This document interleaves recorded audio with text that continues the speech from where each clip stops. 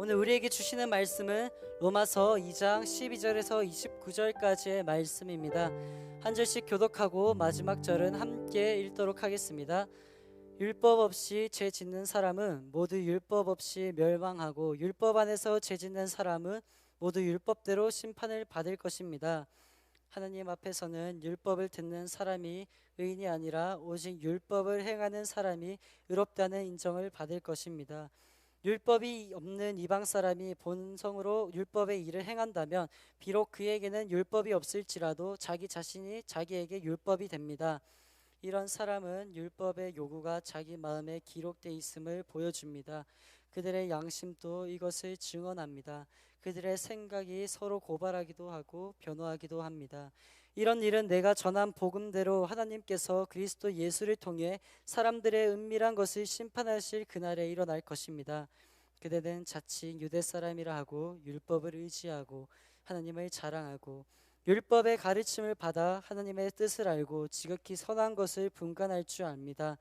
그리고 그대는 스스로 눈먼 사람의 안내자요 어둠 속에 있는 사람의 빛이요 어리석은 자의 교사요 어린아이의 선생이라고 믿고 있습니다. 이는 그대가 율법의 지식과 진리의 교훈을 갖고 있기 때문입니다. 그렇다면 남을 가르치는 그대가 왜 자신은 가르치지 않습니까? 말라고 선포하는 그대가 왜 도둑질합니까? 간음하지 말라고 하는 그대가 왜 간음합니까? 우상이라면 질색하는 그대가 왜 신전 물건을 훔칩니까? 율법을 자랑하는 그대가 왜 율법을 어기고 하나님을 욕되게 합니까? 기록되기를 하나님의 이름이 너희로 인해 이방 사람들 사이에서 모욕을 당하는구나 라고 한 것과 같습니다. 그대가 율법을 행하면 할례는 가치가 있습니다. 그러나 그대가 율법을 어기면 그대의 할례는 무할례와 같습니다. 할례받지 않은 사람이 율법의 요구를 지킨다면 그의 무할례가 할례로 여겨지지 않겠습니까? 본래 할례받지 않은 사람이 율법을 지키며 율법의 조문과 할례를 소유하고도 율법을 어기는 그대를 심판하지 않겠습니까? 겉으로 유대 사람이라고 해서 참 유대 사람이 아니고 몸에 할례 받은 할례가 참 할례가 아닙니다. 함께 읽도록 하겠습니다. 오히려 속 사람이 유대 사람이어야 참 유대 사람이며 문자된 율법에 의해서가 아니라 성령으로 마음에 받은 할례가 참 할례입니다. 그 칭찬은 사람에서가 아니라 하나님에게서 옵니다. 이제 한사무엘 목사님 나오셔서 강구를 전해주신 후 리얼 크리스천이라는 말씀으로 하나님의 말씀을 증거해 주시도록 하겠습니다. 네, 오늘은 리얼 크리스천이란 제목으로 함께 말씀을 나누도록 하겠습니다. 제가 며칠 전에 유튜브에서 이렇게 보다가 한 프로그램을 조금 이렇게 길게 본 적이 있었습니다. 거기에서 이천수 선수가 이제 아내와 함께 성형외과를 찾아가 아내 코를 치료 목적으로 상담을 받으러 간 내용이 있었는데요. 그 중에서 이제 치료 목적으로 갔다가 이천수 선수도 본인이 상담을 받고 싶다 해가지고 나온 내용이었습니다. 여러분, 이천수 선수는 아시다시피 2002년과 2006년 월드컵 선수 중에 가장 못생긴 선수 2위로 선정됐던 선수였습니다.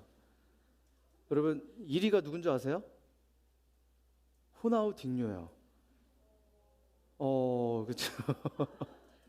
네, 그렇게 추남으로 2위로 뽑힐 만큼 그렇게 세계적으로 못생긴 선수로 그렇게 랭킹에 오른 적이 있었습니다. 아무튼 이천수 선수는 실력도 실력이지만 이 추남 선수로 본인 이렇게 랭킹이 올라지면서 그거를 본인 안에서 받아들이면서 웃음으로 이제 넘겼어요. 그러다 보니까 그 재미로 이제 상담으로 받아간 김에 아내 상담 받으러 간 김에 저도 한번 견적 뽑아달라라고 이야기를 했어요. 선생님이 슥슥 막 이렇게 막 보더니 막 한숨을 막 쉬면서 결국 견적을 뽑아 보니까 자동차 한 대 값이 나오게 되었습니다. 여러분, 그리고 의사는 끝으로 이제 이천수 선수에게 이렇게 이야기를 했는데요. 나이가 들수록 잘생겨지고 빨리 안 늙는 타입입니다. 지금 이미지도 좋고 인상이 많이 부드러워졌습니다 라고 하면서 이천수 선수에게 성형을 권하지 않았습니다.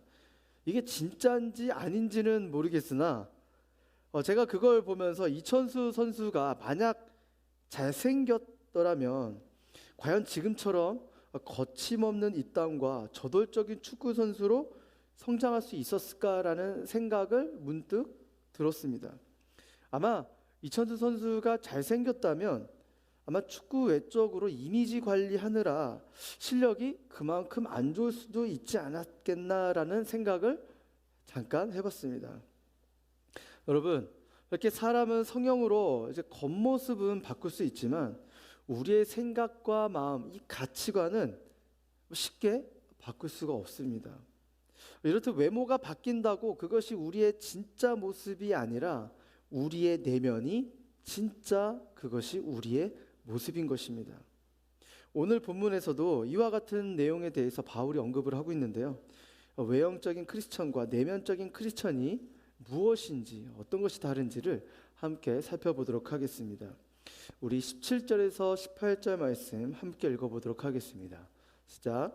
그대는 자칭 유대 사람이라 하고 율법을 의지하고 하나님을 자랑하고 율법의 가르침을 받아 하나님의 뜻을 알고 지극히 선한 것을 분간할 줄 압니다. 네, 사도 바울은 유대인이기 때문에 누구보다도 유대인에 대해서 잘 아는 사람이었습니다. 사도 바울은 이전에 넘사벽의 스펙을 가진 사람이라고 그렇게 말씀을 드렸죠. 스펙 중에 하나가 가말리엘 문화에서 공부했던 사람인데 그것은 무엇을 의미하는 것일까요? 그것은 율법에 있어서 최고의 전문가라는 뜻입니다. 그런 그가 17절에 자칭 유대 사람이라 하며 유대인을 언급하고 있어요. 여기서 유대인이라는 것은 종교적인 사람을 뜻합니다. 율법을 잘 준수하고 율법에 있어서 최고의 전문가이며 하나님께 특별히 선택을 받은 사람이라고 스스로 생각하는 사람들인 것이죠. 이렇게 종교인은 구원받았다라고 스스로 착각하며 살고 누구보다 하나님을 잘 믿고 살고 있다고 착각 속에 사는 사람들인 것입니다. 이런 사람들에게 특징이 있는데, 이런 종교적인 사람들의 특징이 있는데 그것은 바로 율법을 의지하는 것입니다. 율법을 아주 중요하게 생각하기 때문에 율법이 달다 외우고 그의 머릿속에 완전히 들어가 있습니다. 우리는 십계명조차도 다 외우기도 어렵잖아요. 근데 그들에게서는 성경 전체가 아예 그들의 머릿속에 들어가 있는 수준인 사람입니다. 그리고 율법을 세분하여 꼼꼼히 지키려고 했던 사람들입니다. 안식일을 지키라는 말씀에 어디까지가 노동이고 어디까지가 죄인지 철저히 따졌습니다. 유대인들은 심지어 지금까지도 그런 것을 지키고 있다고 합니다. 안식일에 운전을 하면 그것이 노동이라고 해서 안식일날 운전을 안 한다고 합니다. 그리고 밥을 먹기 위해 요리를 하는 것조차도 노동이라고 여겨져서 안식일 전에, 며칠 전에 음식을 미리 준비한다고 합니다. 이렇게까지 그들은 율법을 지키려고 했고 율법을 소유하려고 했으며 그렇게 해야 하나님이 사랑하시고 칭찬하며 구원받는 것이라고 생각을 했던 사람들입니다. 그리고 그런 사람들의, 종교적인 사람들의 특징은 또 하나가 바로 자부심이 있다는 것입니다. 특권의식이 있다는 겁니다. 율법의 가르침대로 하나님의 뜻을 안다는 것이죠. 이런 사람일수록 스스로가 특권의식을 가진 사람들입니다. 그런 특권의식을 가진 사람은 어떻게 할까요? 스스로를 높입니다. 나만큼 공동체를 잘 아는 사람은 없어. 나만큼 오래 공동체를 섬긴 사람은 없어. 나만큼 기도를 많이 하고 나만큼 성경을 많이 아는 사람도 없어. 이러면서 자신의 모습에 도취하고 스스로 선을 분간할 수 있다라고 생각을 하는 사람들입니다. 이런 사람은 하나님께 감사 기도를 드려도 자신의 의, 공로를 바탕으로 하나님께 기도를 하는 사람입니다. 누가복음 18장에 보면 우리가 잘 아는 바리새인의 기도와 또 세리의 기도가 나옵니다. 자, 바리새인과 세리가 어느 날 기도하러 성전에 올라갔습니다. 누가복음 18장 11절 말씀 볼까요? 함께 읽어보도록 하겠습니다. 시작. 바리새파 사람은 서서 자신에 대해 이렇게 기도했다. 하나님, 저는 다른 사람들 곧 남의 것을 빼앗는 사람이나 가늠하는 사람과 같지 않고 이 세리와도 같지 않음을 감사합니다. 자, 여기 바리새인 기도 한번 보세요. 하나님, 저는 다른 사람들 곧 남의 것을 빼앗는 사람이나 불의한 사람이나 가늠하는 사람과 같지 않다. 그래서 감사하다라는 그런 식의 기도를 하게 됩니다. 그래서 그 자부심에 쌓여서 세리 근처에 가지도 않고 멀리 떨어져서 그가 기도하고 있었습니다. 그런 종교적인 특권, 즉 자신의 의와 공로, 종교적인 열심에만 집중하여 자신의 이웃을 향한 의무를 잊어버린 사람이었죠.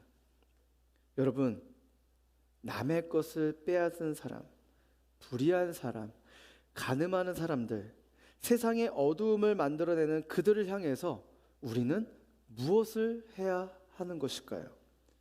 하나님이 나를 그들과 다르게 만드셨고 나를 구원하셨으며 그들보다 먼저 우리를 하나님의 자녀로 불러주셨다는 이유가 무엇인가요? 하나님께서 나에게 기대하는 삶은 과연 무엇인가요? 우리는 어떠한 삶을 살아야 하는 것일까요? 바리새인들은 하나님의 백성으로 삼아주신 하나님의 놀라운 은혜는 감사하면서도 하나님이 자신에게 기대하는 삶에 대한 진지한 질문이 없었던 사람들이었습니다. 그저 무늬만 신앙인이었고 거룩하고 믿음이 좋은 척하고 살고 있지만 정작 중요한 이웃사람과 복음을 전할 생각을 하지 못한 사람들이었습니다. 여러분, 이러한 바리새인과 같은 생각과 의지를 가진 사람이 비단 그에게만 해당되는 사람들일까요? 그들만 해당되는 것이 아니라 바로 저와 여러분들도 해당이 됩니다. 교회 와서 믿음이 좋은 척, 거룩한 척, 예배에 손 들고 있고 눈 감고 막 이렇게 하고 나면 여러분 정말 믿음이 좋은 것 같고 신앙이 좋은 것 같지만 실상 여러분 우리의 모습은 정말 우리가 너무 잘 아지 않습니까? 얼마나 추악하고 더럽고 음란하고 너무나도 진짜 말하기 어려운 그런 죄인이지 않습니까? 작은 일에도 신경질 내고 화를 내기도 하며 남을 헛뜯는 모습이 바로 우리의 모습, 그게 우리의 모습이지 않습니까? 그것을 오늘 성경이 바로 지적하고 있는 것입니다. 계속해서 19절, 20절 말씀을 보면 그들 스스로를 눈먼 사람의 안내자, 어둠 속에 있는 사람의 빛, 어리석은 자의 교사, 어린아이의 선생이라고 말하고 있습니다. 아주 과관이죠. 스스로가 의인이고 선하며 가장 믿음이 좋은 사람이라고 말하고 있는 것입니다. 그런데 그런 그들을 향하여 사도 바울은 21절에 무엇이라고 이야기하고 있나요? 같이 한번 읽어봅시다. 시작. 남을 가르치는 그대가 왜 자신을 가르치지 않습니까? 도둑질하지 말라고 선포하는 그대가 왜 도둑질합니까? 이렇게 사도 바울은 그들을 향해서 지적하고 있습니다. 여러분, 내로남불 아시죠? 다 아시죠? 누군가 이렇게 얘기하다가 내로남불 했을 때 그거 사자성어 아니야? 라고 그렇게 착각하는 분들도 있어요. 설마 사자성어라고 착각하는 분들이 있으신가요? 사자성어는 아닙니다. 내로남불은 내가 하면 로맨스고 남이 하면 불륜이다라는 신조어입니다. 남은 비난하지만 자신에게는 관대한 것을 말하는 것입니다. 우리는 남을 비판하는 데 사용하는 그 비판의 기준을 왜 자신의 삶에 적용하고 있지 않습니까? 우리는 남을 비판하는 일에 매우 엄격하면서도 자신을 비판하고 또 자신에 대해서 잣대를 대는데 매우 관용적으로 대하고 있지 않습니까? 사람들을 만나보면 계속 자기 이야기만 하는 사람이 있어요. 대화의 시간은, 그 만남의 시간을 따져보면 몇 시간이지만 가만히 들여다보면 본인 이야기만 주구장창 이야기하는 사람이 있습니다. 남의 이야기를 듣지도 않고 자기 이야기만 하기에 바쁜 그런 사람들이 있습니다. 특히 직장에서 직급이 높거나 그리고 나이가 높은 사람이 그러한 우를 범할 수가 쉽죠. 사람들은 자신이 남을 가르치고 새로운 정보를 이야기할 때 어느 정도의 그 만족감을 느낀다고 합니다. 그러다 보니 거기에 취해 있는 사람들도 분명히 있어요. 하지만 여러분, 이것은 가르침이 아닙니다. 대화가 아니죠. 그저 자기 과시일 뿐입니다. 그러나 동일한 가르침, 동일한 진리, 동일한 메시지, 동일한 복음이 먼저 적용돼야 할 사람이 상대방이 아니라 바로 나 자신인 것입니다. 말씀으로 깨져야 할 사람이 자신이고 말씀으로 세워져야 할 사람도 역시 자신입니다. 또 거룩해야 할 사람이 자신입니다. 제가 어렸을 때 이런 자부심으로 착각하며 살았습니다. 이제 목회자 자녀이다 보니 한 번도 교회 빠지지 않고 이제 성경 공부도 많이 해서 또래들보다는 다른 사람들보다는 성경적인 지식이 그래도 많이 알고 있었습니다. 또한 헌금도 이제 꼬박꼬박하고 살아왔기 때문에 그리고 또 교회 많은 일들을 섬기며 살아왔습니다. 그러다 보니 종교적인 열심과 헌신이 저의 자부심이 되었고 그게 그 자부심이 좋은 믿음이라고 착각하며 살았습니다. 그런데 이 착각은 생각보다 오래 갔습니다. 무려 25년 동안 믿음이 좋다라고 착각하며 살았는데 어느 목사님과 성경 공부하면서 이것이 저에게 완전히 개념이 무너졌습니다. 저는 그동안 좋은 종교인으로서 살아왔던 것이지 하나님의 자녀로서 살아왔던 그 삶이 부족했던 것이죠. 그렇게 깨닫고 나니까 어떻게 살아야 할지 몰랐습니다. 한 달 동안 혼란스러웠어요. 내가 이렇게 신앙생활을 열심히 하고 살아왔는데 이게 믿음이 좋은 게 아니라고 한다니 그러면 내가 어떻게 살아야 되는 것인가 라고 한 달 동안 정말 혼란스러웠습니다. 내가 그동안 살아왔던 모습이 하나님께 사랑받는 사람의 삶이 아니라 그저 나 혼자 열심과 열정을 가진 종교인이었구나라는 것을 깊이 깨닫게 된 것이죠. 근데 그것을 깨닫고 나니까 하나님이 원하시는 것이 무엇인지, 신앙의 본질이 무엇인지를 생각하고 고민하며 신앙생활을 하게 되었습니다. 지금도 마찬가지로 계속해서 신앙의 본질이 무엇인지, 하나님이 원하시는 게 무엇인지 이것을 추구하지 않으면 저도 종교인이 될 수 있어요. 여러분들도 마찬가지고요. 여러분, 계속해서 하나님이 원하시는 게 무엇인지를, 신앙의 본질이 무엇인지를 계속해서 우리는 추구해야 됩니다.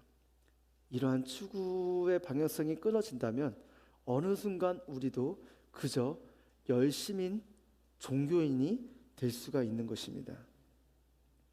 사랑하는 여러분, 현재 우리의 모습 속에 이런 종교인의 모습이 있다면 내려놓으시고 하나님께서 저와 여러분에게 말씀하고 계신 음성을 듣기를 바랍니다. 그렇게 겉으로 표면적으로 드러난 신앙의 모습은 진짜 신앙인이 아닙니다. 여러분, 종교인으로 교회에 나오지 마시고 하나님의 자녀로 교회에 나오시길 바랍니다. 나의 종교적인 열심과 헌신이 아주 좋은 믿음이 아니라 하나님이 나에게 원하시는 삶이 무엇인지, 신앙의 본질이 무엇인지를 고민하며 살아가기를 주님의 이름으로 축원합니다. 우리 계속해서 25절에서 28절 말씀 함께 읽어보도록 하겠습니다. 시작. 그대가 율법을 행하면 할례는 가치가 있습니다. 그러나 그대가 율법을 어기면 그대의 할례는 무할례와 같습니다. 할례 받지 않은 사람이 율법의 요구를 지킨다면 그의 무할례가 할례로 여겨지지 않겠습니까? 본래 할례 받지 않은 사람이 율법을 지키면 율법의 조문과 할례를 소유하고도 율법을 어기는 그대를 심판하지 않겠습니까?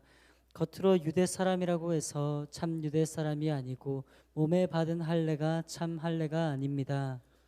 여러분, 유대인들이 하나님의 백성이라는 것을 나타내는 대표적인 종교적 상징은 바로 할례였습니다. 그래서 유대인들에게 있어서 이방인들에 대한 최대 욕설은 할례받지 못한 놈이란 말이었습니다. 다윗과 골리앗의 싸움에 있어서 다윗이 왜 흥분했을까요? 할례받지도 못한 저 인간에게 왜 하나님의 백성들이 쩔쩔매고 있는 것에 대한 열받음과 흥분이었던 것이죠. 여러분, 이 할례는 그들이 속으로 하나님의 백성이 되었다라는 사실을 나타내기 위한 상징적인 것이었습니다. 그래서 오늘날 할례나 무할례를 주장할 필요가 없어요. 그러나 중요한 것은 그 상징에 부합하는 삶의 내용이 우리 삶 가운데 있느냐 없느냐가 더 중요한 것입니다. 이미 구약 성경에서도 주께서 할례를 명하실 때 그 할례의 진정한 의미는 외적인 상징이 있는 것이 아니라 내적인 내용이 있었다는 사실을 예수님께서는 이미 강조하고 계셨습니다. 예레미야 4장 4절 말씀을 보시겠어요? 함께 읽어보도록 하겠습니다. 시작. 유다 사람들과 예루살렘 백성들아 너희 스스로 여호와께 할례를 하고 너희 마음에 할례를 해서 여호와께 속하라. 그렇지 않으면 너희 행위의 사악함으로 인해 내 진노가 불처럼 나와 타리니 아무도 그 불을 끄지 못할 것이다. 여러분, 할례는 피부에 가죽을 베는 행위입니다. 그러나 성경은 피부에 가죽을 베기 전에 먼저 마음의 할례를 받으라고 강조하고 있습니다. 너희들의 마음이 전심으로 하나님을 향하고 있으며 하나님께 속하고 있음을 깨달으라고 말씀하고 있는 것이죠. 이제 그들이 거룩한 하나님께 속해 있으며 그 거룩을 사모하며 그 하나님의 거룩을 삶에서 나타내야 할 상징이었던 것이죠. 그들은 상징에 대한 애착을 가지고 있었지만 상징이 의미하는 바를 추구하지 못하고 있었던 이중성을 나타내고 있었습니다. 오늘 이 시대를 살아가고 있는 그리스도인들은 자기가 하나님의 백성이라는 것을 어떤 모습으로 상징적으로 나타내고 있나요? 여러분, 다른 교회를 보시면, 우리 교회는 없는데요, 다른 교회를 보시면 이제 교회에 등록하고 나면 이제 교패를 줍니다. 문패를 줘요. 그럼 뭐 이제 온누리교회라고 이렇게 붙어 있어요. 천주교도 주죠, 그렇죠? 그래서 아파트 문 앞에 이렇게 교패가 붙어 있어요. 그런데 여러분, 중요한 것은 이렇게 교회 문패를 붙인다고 하여도 교회 문패를 붙이는 것이 중요한 것이 아니라 내가 그리스도의 교회의 한 지체다운 삶을 추구하고 그러한 삶을 살기를 내가 추구하고 있느냐가 더 중요한 것입니다. 그걸 붙인다고 해서 진정한 그리스도인이 되는 것이 아니라, 그 교회 교인이 되는 것이 아니라 하나님의 말씀을 가지고 그걸 내가 삶으로, 삶의 예배로 드리고 있느냐 아니냐가 더 중요한 것이죠. 그리고 또 교회 차량을 보면, 교회 차량 옆에 보면, 옆 사이드에 보면은 교회 차량 이름에, 그 교회 이름에 스티커가 붙어 있는 것을 볼 수가 있습니다. 그것이 교회를 알리는 이제 뭐 홍보 효과도 있고 그리스도인의 상징이 되기도 합니다.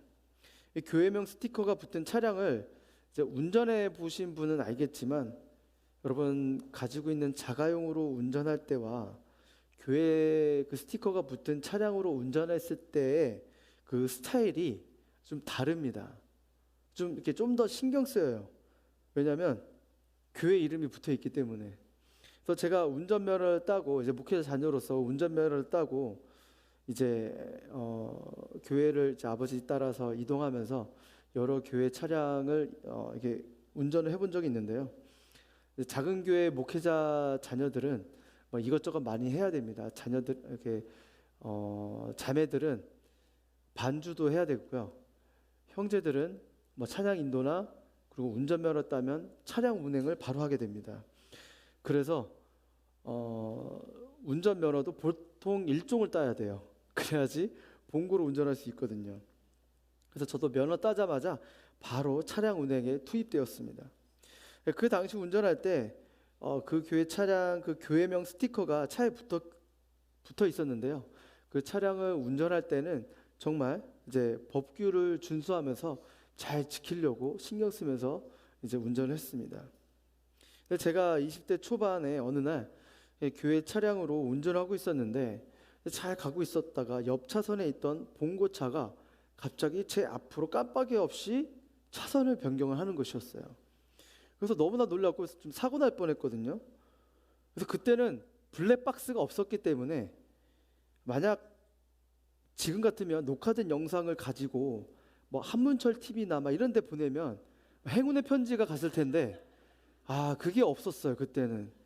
그래서 아무튼 그때 좀 너무나도 약간 좀 위험한 상황이었습니다. 그래서 아무튼 그 상황에 이제 닥치게 되니까 저도 운전하다가 예자가 슬슬 올라오기 시작했습니다. 그래서 그 앞차가 이렇게 있는데 저도 다시 옆으로 가가지고 그 사람과 동일선상에서 창문을 내려오고 뭐라고 하려고 한 틈에 제가 하나의 글씨를 봤어요. 바로 차량 옆에 땡땡땡 교회라는 스티커를요. 저는 그걸 보면서 그냥 할 말을 하지 않고 속으로 참았습니다. 그러고 나서 제가 대신 괜히 부끄러워졌어요. 아니 그렇게 운전할 거면 차라리 그 스티커를 붙이지 말지. 만약 다른 운전자들이 봤다면 엄청나게 교회 욕을 또 했을 거 아니에요. 그래서 그걸 보면서도 참 내가 부끄럽고 진짜 왜 저렇게 운전하나라고 막 그런 생각이 들었습니다. 여러분 스티커가 붙은 차량이기 때문에 교통법규를 지키고 평소보다 더 조심하게 운전하게 된다는 것은 뭐 잘못된 것이 아닙니다. 그러나 그렇게 행동하지 못한다면 그 겉모습의 크리스천의 상징은 위선이 될 수가 있는 것이죠. 여러분 세례도 마찬가지입니다. 여기 계신 분들 중에 대부분이 아마 다 세례를 받았을 것입니다. 여러분 이 세례를 받고 안 받고가 중요한 것이 아니라 받았다고 해서 그게 중요한 것이 아니라 그것이 여러분의 삶에 나타나고 있느냐 없느냐가 더 중요한 것입니다. 여러분 세례가 무엇인가요? 오늘의 교회는 이제 세례를 좀 약식으로 하고 있거든요. 이제 손으로 이렇게 세례기가 있으면 물로 해서 목사님이 이렇게 안수해주는 약간의 물만 이렇게 좀 머리에 적시는 정도로 하고 있습니다. 그런데 원래 세례는 물 속에 완전히 몸이 얼굴까지 다 잠기는 것입니다. 물 속에 들어갈 때 내가 그리스도를 믿음으로 나의 옛사람은 죽었고 물 속에서 나올 때 나는 부활하신 그리스도와 연합하여 그리스도 안에서 새로운 피조물이 되었다라고 하는 상징을 나타내는 아름다운 고백인 것입니다. 그러나 그 상징을 갖고 있으면서도 죽었다가 다시 산 자로서 그분의 새 생명 가운데서 합당한 삶의 모습으로 여러분들은 잘 살고 계신가요? 여러분 중요한 것은 상징 그 자체보다 그 상징이 의미하고 있는 내용인 것입니다. 지금 우리의 삶 속에 하나님의 거룩하심을 사모하고 하나님의 뜻대로 살고 싶어하며 주의 말씀을 순종하고 싶어하는 그 열망이 우리 자신 속에 살아 움직이는가 하는 것이 더 중요한 것입니다. 삶의 예배자로 사는 것이 중요한 것이죠. 사랑하는 여러분, 우리는 사도 바울처럼 이러한 고백이 우리 입술 가운데 열매 맺어야 하는 것입니다. 우리 자막으로 같이 함께 보실까요? 함께 읽어보겠습니다. 시작. 내가 그리스도와 함께 십자가에 못 박혔나니 그런즉 이제는 내가 사는 것이 아니요 오직 내 안에 그리스도께서 사신 것이라. 아멘. 여러분 이 고백은 예수님께서 내 마음속에 살아오셔서 나의 의식과 생각을 다스리시고 통치한다라는 뜻입니다. 내 안에 예수님과 연합된 관계가 진짜 우리의 신앙의 모습이라는 것이죠. 예수님과 연합된 삶에서 예수님의 관점과 생각, 행동들이 나오게 되는 것입니다.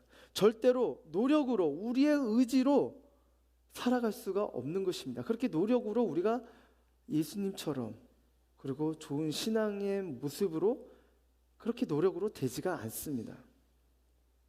한 예를 들겠습니다. 한 나무꾼이 산에 올라가서 이제 벌목을 합니다. 그래서 그 나무를 가지고 와서 이제 절단하고 대패로 깎아 이제 평면을 만들고, 그리고 마지막으로 이렇게 니스를 발라서 이게 아름다운 테이블과 의자를 만들었습니다. 근데 이것은 결국 이제 나무의 형태는 변화되었지만 이 나무의 성질은 변화되지 않았습니다. 그와 반대로 우리 몸에 독극물인 염산과 나트륨이 있는데, 이것이 화학적 반응을 일으키면 우리 몸에 필수인 염화나트륨, 즉 소금이 되는 것입니다. 이것은 전혀 새로운 화학적 변화를 가져다 줍니다. 여러분, 우리의 신앙도 마찬가지입니다. 우리의 옛자가 죽고 예수 그리스도의 피로 화학적 반응으로 전혀 새로운 피조물이 되어 살아갈 때 우리는 크리스천답게, 하나님의 자녀답게 살아갈 수가 있는 것입니다. 여러분, 온누리교회에 출석하여서 새가족 7주 과정을 마치고 등반한다고 해서 온누리교회인이 됐다고 해서 여러분 끝일까요? 여러분, 아닙니다. 안심하지 마시기 바랍니다. 여러분이 예수님을 믿느냐 안 믿느냐가 중요합니다. 온누리교회 브랜드에 여러분 갇혀 있어서 할례 받은 유대인들처럼 살아가면 안 되는 것입니다. 그저 온누리교회 예배 안에 있으면, 여러 행사와 이렇게 카운트다운 그런 분위기 속에 취해 있으면 여러분들이 진짜 믿음이 좋고 진짜 크리스천이라고 착각하기 쉽지만, 여러분 그런 온누리 브랜드 안에서 갇혀 있는 것이 아니라 진짜 여러분들이 삶으로 통해서 하나님의 자녀답게 크리스천의 삶으로 사는 것이 더욱더 중요한 것입니다. 옛자가 완전히 죽고 예수 그리스도와 연합함으로 살아가는 것이 마음의 할례를 받은 사람이고, 그러한 삶이 더 중요하다라고 오늘 성경은 우리에게 그렇게 말을 걸어오고 있습니다. 우리 계속해서 29절 말씀 함께 읽어보도록 하겠습니다. 시작. 오히려 속사람이 유대 사람이라야 참 유대 사람이며 문자된 율법에 의해서가 아니라 성령으로 마음에 받은 할례가 참 할례입니다. 그 칭찬은 사람에게서가 아니라 하나님에게서 옵니다. 여러분, 사도 바울은 말합니다.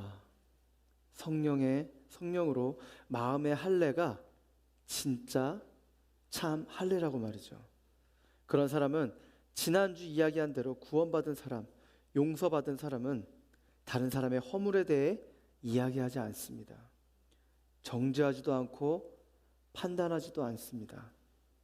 눈물을 흘리며 그 사람을 위해 기도하는 사람입니다. 그러나 외적으로 할례를 받은 사람은 교만한 사람입니다. 그저 종교인입니다. 자기보다 못한 사람을 징계합니다. 여러분, 나도 죄인인데 우리가 누구를 징계하고 판단하겠습니까?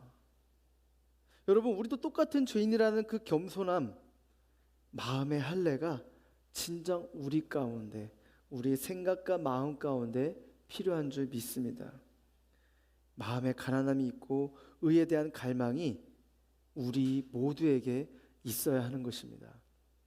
사랑하는 여러분, 저와 여러분이 지금까지 살아온 신앙의 연수보다 앞으로 살아가야 할 신앙의 여정이 많이 남았습니다. 그동안 무늬만 크리스천이고 신앙의 상징에는 집착하지만 그 신앙에 의미하는 내용을 추구하지 않는다면 여러분, 이제는 변화된 삶으로 살아가기를 주님의 이름으로 축원합니다. 자기의 의, 헌신, 율법을 의지하며 살아가는 인생이 아니라 오직 주를 의지하며 살아가기를 주님의 이름으로 축원합니다. 내가 주님과 함께 십자가에 못 박혀 이제는 내가 산 것이 아니라 내 안에 사신 예수 그리스도와 연합하여 살아가기를 주님의 이름으로 축원합니다. 겉만 바꾸는 성형수술과 같은 존재가 아니라 마음의 할례를 받아 우리의 생각과 마음과 입술, 우리의 행동들이 예수님과 같은 모습이 되기를 주님의 이름으로 축원합니다.